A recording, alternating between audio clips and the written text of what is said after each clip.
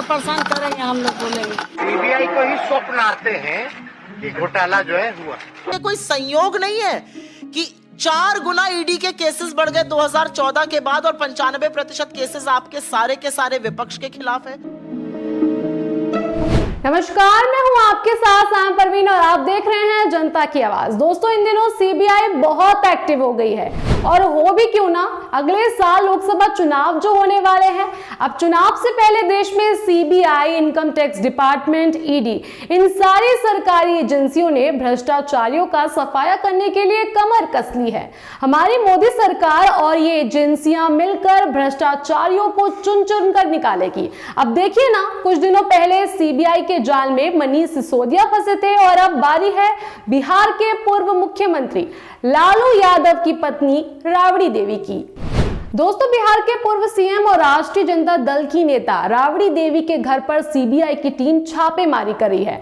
बिहार की राजधानी पटना में राबड़ी देवी के सरकारी आवास पर छापा मारने पहुंची सीबीआई की team land for job case के सिलसिले में छानबीन कर रही है। इस मामले में दिल्ली की राव रेवेन्यू कोर्ट ने पहले ही पूर्व रेल मंत्री लालू यादव, राबड़ी देवी, मीसा भारती समेत अन्य को समन भी जारी किया है। समन में कोर्ट ने सभी आरोपियों को 15 मार्च को पेश होने के लिए कहा है। चलिए अब आपको इस मामले के बारे में विस्तार से समझाते हैं। दरअसल दोस्तों, साल 2004 से 2009 के बीच लालू प्रसाद यादव यूपीए सरकार में रेल मंत्री थे। आरोप है कि लालू के रेल मंत्री रहते हुए रेलवे भर्ती में घोटाला हुआ। कहा गया है कि नौकरी लगाने के बदले आवेदकों से जमीन और प्लॉट लिए गए। सीबीआई ने इस मामले में जांच के बाद लालू प्रसाद यादव और उनकी बेटी मीसा भारती के खिलाफ मामला दर्ज किया। आरोप है कि जो जमीनें ली गई वो राबड़ी देवी और मीसा भारती के नाम पर ली गई है। सीबीआई के मुताबिक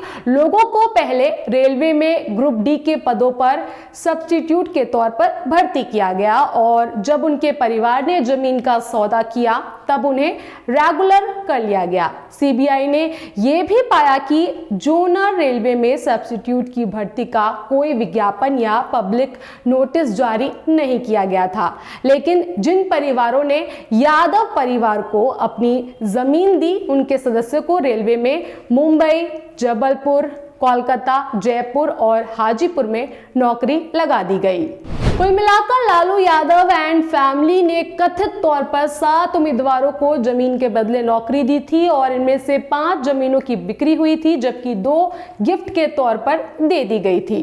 दोस्तों, हमारी सीबीआई पूरी शिद्दत से भ्रष्टाचारियों का पता लगा रही है। हम ये नहीं कह रहे कि ये करना गलत है, लेकिन क्या आपने कभी सोचा है कि ये रेड सिर्फ विपक्ष के नेताओं के घर पर ही क्यों की जा रही है? बिहार में पिछले विधानसभा चुनाव में बीजेपी और जेडीयू ने मिलकर गठबंधन करके सरकार बनाई थी, लेकिन ये गठबंधन कुछ सालों में टूट गया। फिर बिहार के सीएम नीतीश कुमार ने लालू प्रसाद यादव की पार्टी आरजेडी से हाथ मिलाकर बिहार में सरकार बना ली। दोस्तों, जब तक बिहार में बीजेपी और नीतीश कुमार मिलकर सरकार चला रहे थे तब तक कोई सीबीआई या आईटी की रेड नहीं हुई, लेकिन गठबंधन टूटते ही सारी एजेंसियां सतर्क हो गई और रेड पड़नी शुरू हो गई। अब देखिए ना, कुछ दिनों पहले ही कर्नाटक में लोकायुक्त की एंटी करप्शन विंग ने कर्नाटक भाजपा विधायक के घर से 6 करोड़ रुपए जब्त किए थे, लेकिन इस मामले में अब तक ना तो सीबीआई ने, ना ही आईटी ने और ना ही ईडी ने अब तक कोई भी कार्रवाई की, ना ही कोई छानबीन की। दोस्तों, जब भी विपक्ष के किसी भी नेता के घर या ऑफिस में ईडी या इनकम टैक्स का छापा पड़ता है तो मीडिया और बीजेपी क्या कहती है? यही ना कि ये सारे के सारे भ्रष्ट है, करप्ट है। खुद पीएम मोदी ना खाऊंगा ना खाने दूंगा, ये सारी बातें कहते हैं, लेकिन इस मामले में सीबीआई के साथ साथ बीजेपी पार्टी ने भी मौन धारण कर लिया। दोस्तों, अगले साल लोकसभा चुनाव होने हैं और हमारी मोदी सरकार और एजेंसियां मिलकर भ्रष्ट नेताओं का पता लगा रही है। विपक्ष के नेताओं पर सीबीआई, ईडी, आईटी की रेड पड़नी शुरू हो गई है और ये सिलसिला इस साल जारी भी रहेगा। दिल्ली का शराब घोटाला हो या बिहार का land for job case, BJP के नेताओं को छोड़कर सभी विपक्षी नेताओं पर एजेंसियों की नजर है। आपका इस पूरे मामले को लेकर क्या कहना है? आप हमें कमेंट बॉक्स में कमेंट कर जरूर बताएं और बाकी खबरों के लिए देखते रहिए जनता की आवाज, क्योंकि जनता की आवाज खबर नहीं मुहिम है, बदलाव हमसे है।